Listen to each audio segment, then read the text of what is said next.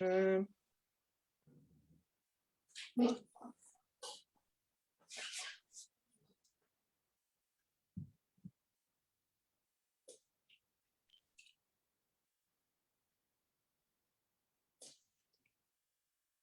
Perfect. Boom.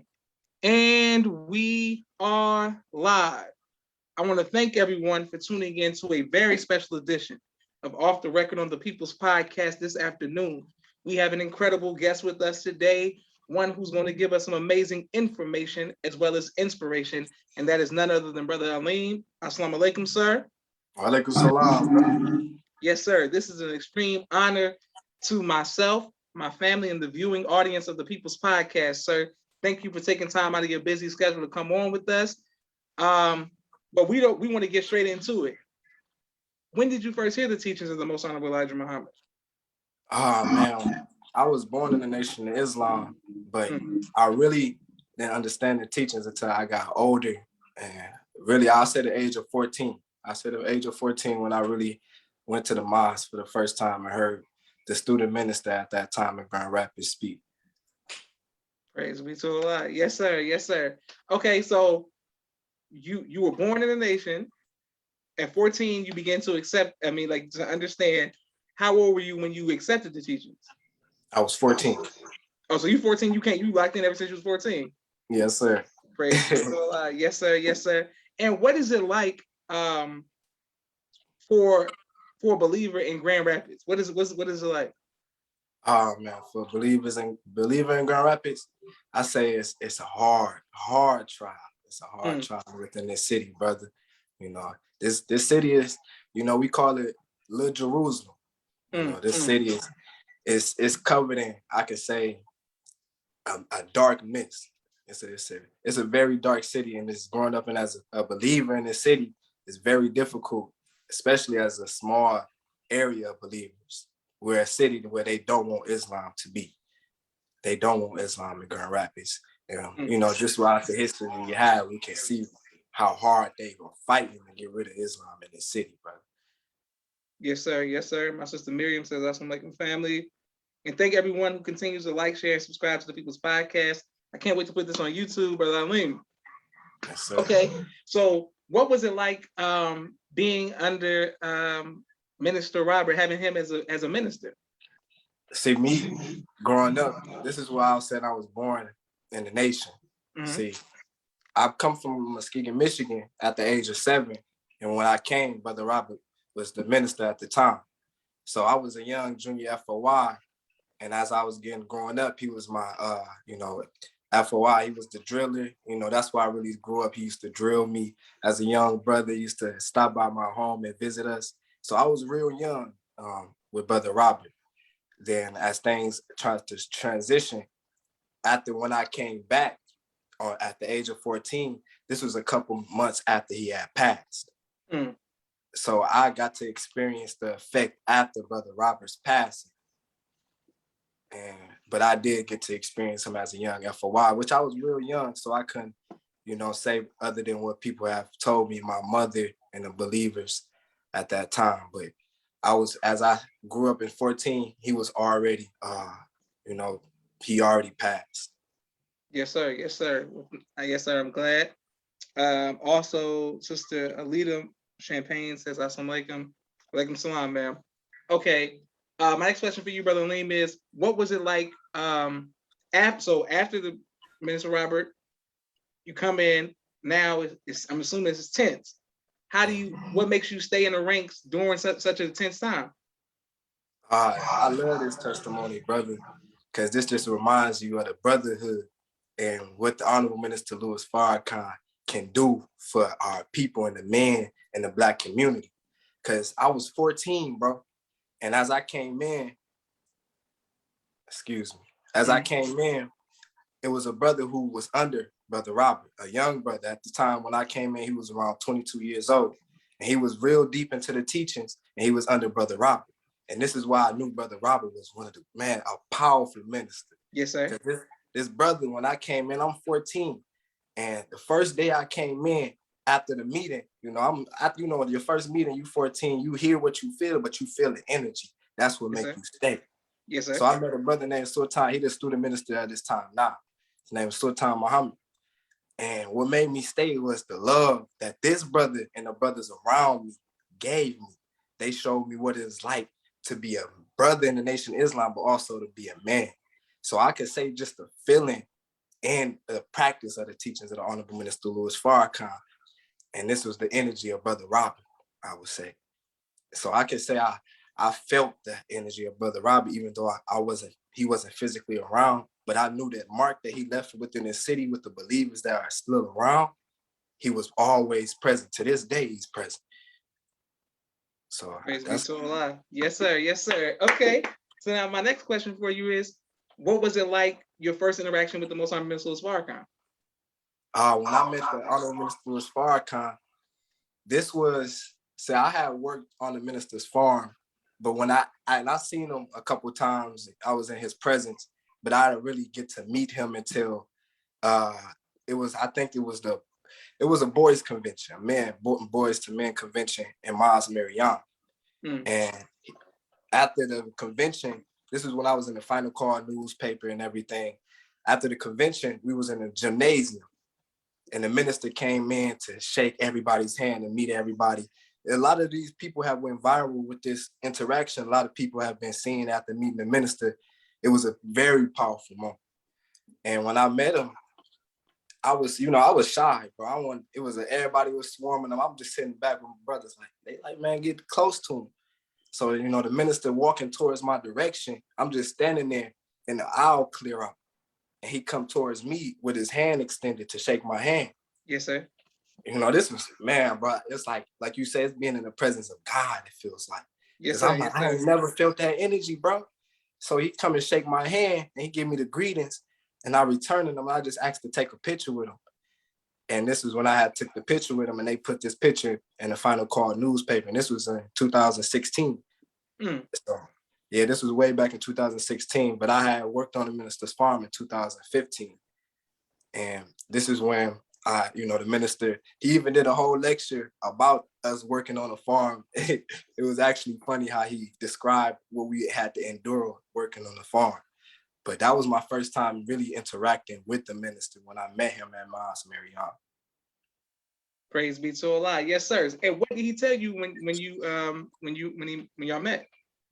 So when I shook his hand, it was really just a quick interaction because there was so many people. I really, I was young. I didn't know anything to say to the minister. So it's like all I wanted to do was shake his hand. And all he really did was just give me the greetings. And that's when we all took a picture with the minister. We really didn't exchange anything. It was just, he gave me the greetings, which was a lot to me. Praise be to Allah. Yes, sir.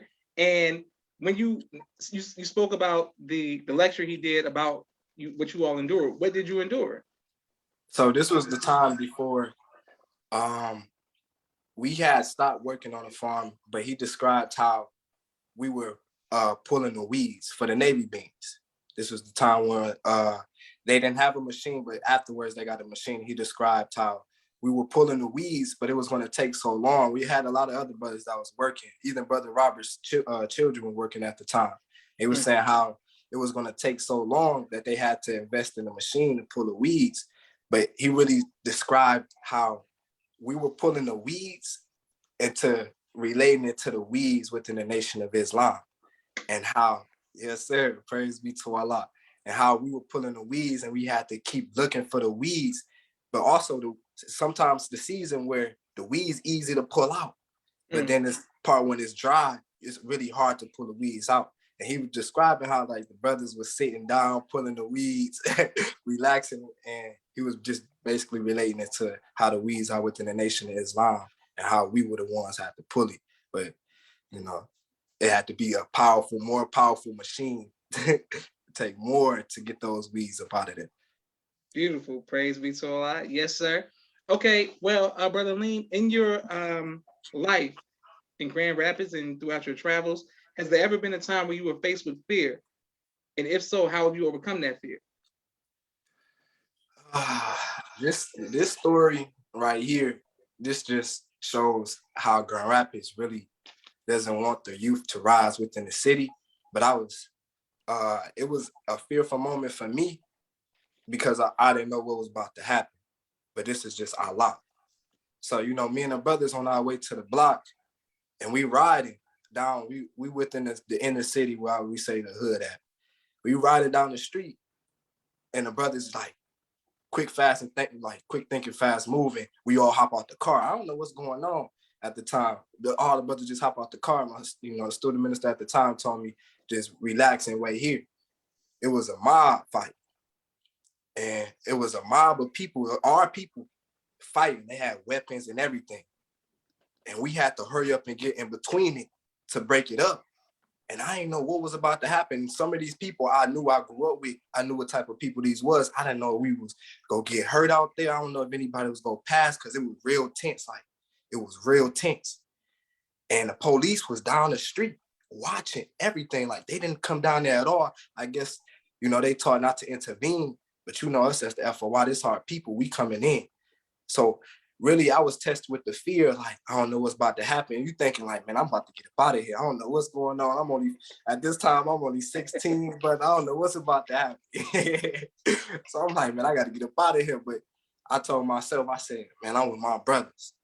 Mm-hmm. So as we start to, calm everything down each side, we calming everybody down, the whole mob start to clear up and they start getting peaceful.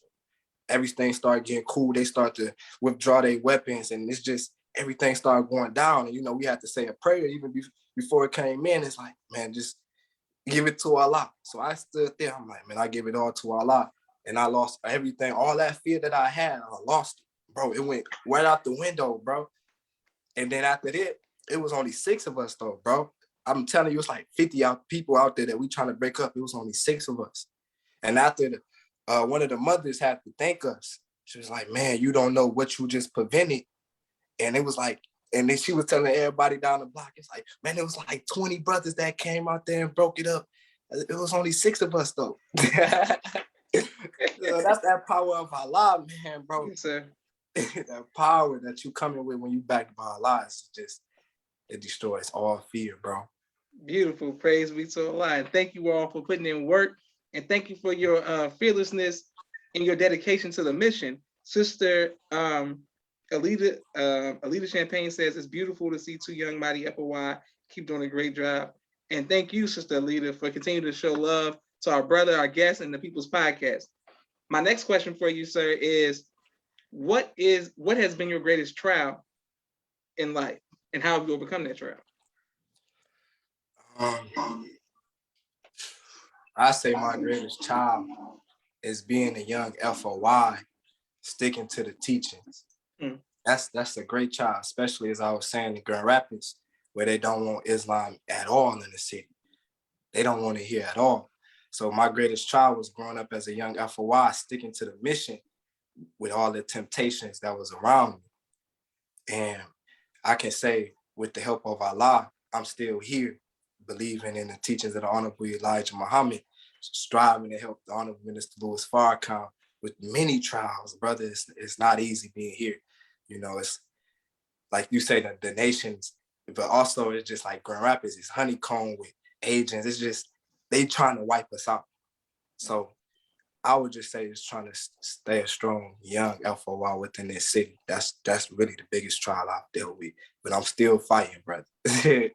Praise be to Allah. Praise be to Allah. Yes, sir. What has been your greatest joy, sir? Within the nation? Or just in life, period. Like, what brings you the greatest joy? Oh, my brother, my beautiful daughter.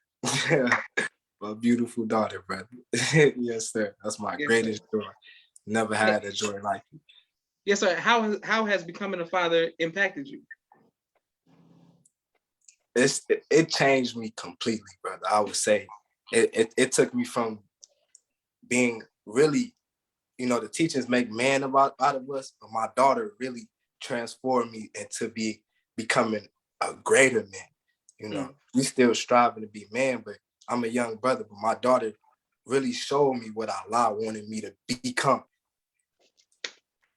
For real, bro, like, it kind of transformed my mind to think on a higher level that Allah needs you to do a mission right now. Like, man, we at the time where this world is completely going out. We don't have too much time to try to figure out how fast or how slow it'll just, pace. It's right now. So really my daughter showed me that Allah wants me to be a certain man for this mission that I'm in right now. Praise be to Allah. Yes, sir. And what advice would you give to future fathers? What I would say is be patient with the process of becoming a father, because me growing up as a young FOI and then transitioning to fatherhood, I had to become patient with myself, because we keep a high standard for ourselves. As men, we know exactly what we got. The example of the minister. We like, man, if we ain't doing that, we ain't doing nothing. Yes, sir. And yes, sir. It's great motivation, because it can make you go harder, bro. But it's also being patient with yourself as a young father, or even a father that's fresh, knowing that in the beginning stages, you're not going to know everything. But if you still could strive to learn and to be in your child's life, you will see yourself evolving with your child. As they grow older, you become mentally stronger to be able to endure what it's like as a father, to the point where it's coming with ease. At first, you striving so hard to, oh man, I got to do this. Now it's like, oh, I did that. I ain't even realize that's just me now. That's my nature to take care of my children. So I say just be patient with the process, because as you grow, you become better. Praise be to Allah. Excellent. Yes, sir. We have a few more questions for you, but I also have a quick 60-second commercial break for all of the sponsors of the People's Podcast this month. I want to thank everybody who continues to watch us dealing with Brother Alim, and for everyone who, if you would like to be a sponsor or donor to the People's Podcast, we greatly appreciate it. Please cash at the People's Podcast, $, the People's Podcast. Hold on 1 second. There we go. Okay, perfect. All right, now here we go. Boom. Thank everybody who continues to watch on Facebook, and also our YouTube family. And my brother Rashad, Street Premier Media Production. He has a 4K camera, a drone. He does television and film editing. Please reach out to him if you need any of that. My sister Miriam, ABC I Love Me, children's book and coloring book, both of which are available on Amazon. Please go get both of her books. My sister Naima, Stay On Point Dance Academy, LLC. She teaches ballet virtually to young girls all across the country and right here in the studio in Atlanta, Georgia. We love our tiny dancers. Sister Rashida Rafat, Rod Communications. If you're working on a book, please reach out to her. She does copy, content development, media relations, and copy editing. Please reach out to Sister Rashida Rafat if you're working on a book. Brother Student Minister Robert L. Muhammad of Austin, Texas, conflict mediation, squashing the beef. He does a phenomenal job making our communities a safe and decent place to live throughout the Southwest region. His wife, Sister Fudia Muhammad, Children of the Most High, Giving Birth to a God and the Science of Child Rearing. Please go get that book. Also, Brother Kenneth, bow tie maker extraordinaire. He'll ship bow ties to you anywhere in the country. Sister Sherry Muhammad, Asiatic Minds online. If you want to send your children to school virtually, they teach STEM. They teach, it's just a phenomenal curriculum. Please reach out to asiaticminds.com to help your children become gods. Dr. Henry M. Carter, King Henry's Turkey Legs, right here in Atlanta, Georgia. Please reach out to him. Brother Rashad Muhammad, COVID-19 disinfecting cleaning services out of Chicago.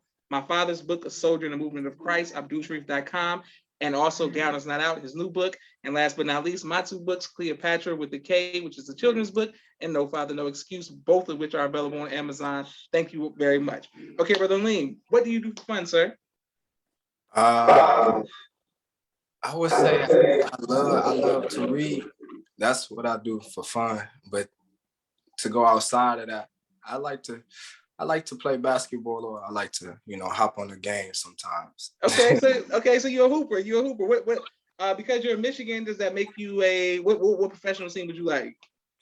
Man, see that's I know I'm from Michigan, but I'm a Lakers fan, bro. Okay. Well, I'm riding with the Lakers because of LeBron and Westbrook. So I'm definitely new to the Lakers fan base, but I'm riding with y'all this year for sure. Yes, sir. Yes, sir. Okay. Hold on, here we go. Boom, boom. And thank everybody who continued to watch. So many people showing you love on Facebook, and I can't wait to put this on YouTube. Boom. My next question is, will you ever write a book? Yes, sir. Inshallah, soon. It's funny that you asked that question because it's been on my mind heavy a lot. Because I've been thinking about sharing the story of just, growing up in Grand Rapids as a young FOI and just explaining my experiences that I had to endure here. Also, just growing up as a, Muslim in the environment that I had to grow up in. It's a deep story that I think I should share with my people. So that's funny that you asked. You put it on my mind a little bit more, brother. Praise be to Allah. Yes, sir. Yes, sir. And what advice would you give to young believers around the country who may be in a city where there are not a lot of peers who are believers? What advice would you give to them? Stay on that prayer rug. Stay on that prayer rug. That's the advice I would give. If you don't have too many believers, especially around your age, it's strong to stay connected to Allah. That's really the only way that we can survive when there's not too many influences around us. Being connected to Allah and learning a lot more about your minister and falling in love with him and his example. Because if you're looking at the minister, that's really the only example that we should really be going by. And if anybody else isn't, then we don't know about that. So if you get closer to that minister, then mentally, then you fall in love with his teachings and you don't really need too many people around you to validate you. So really just getting close to Allah and learning more about your minister. Praise be to Allah. Yes, sir. Will you ever go into the ministry? Yes, sir. Yes, sir.